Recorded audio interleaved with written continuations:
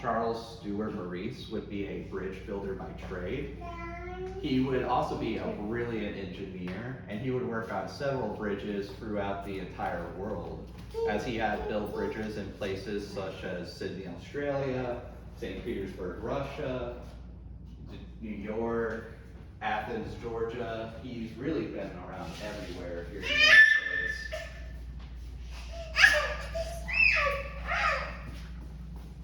This is the second eldest cottage here in the historic district. And what's amazing about this cottage is just how it's built. So the outer exterior as we came in, you might have noticed, is known as tabby. It's a southern style of concrete making that involves mixing oyster shells with lime and please. Stay out here. Thank you. They would use oyster shells, lime, and sand, and they would boil them together, and then they would drop into a furnace, making a solid block of concrete, and then they would layer each piece into the home here.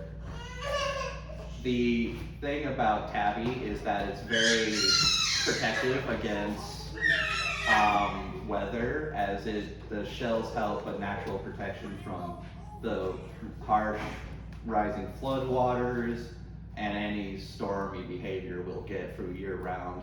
Hopefully this hurricane season will be a little more safe. We have a little helpful guide here. We like to keep pieces like this in here because as of right now, this cottage is under active preservation work. So this is just a few photos of the original family here. This is Charles with his wife, Mary. If you look a little closer at here, you'll notice that the staircase originally was just a simple wooden staircase. That's because when they originally built the cottage, they weren't going to be able to finish the tabby stairs in time before the first club season they were going to come over. So they just went ahead and said, build us a temporary one and we'll get to it eventually. Well, finally in 1920, they would have their tabby concrete stairs built. And they would include a little piece known as a carriage step, that one large step you saw as we were passing by. Well, that carriage step was for when you would have a horse and buggy carriage bring up. You could just go ahead and step off the side and be already on the stairs and come on in, while the carriage finds a place to park the horses for the night. Later in time, this would be Margaret and Mary Ann Maurice.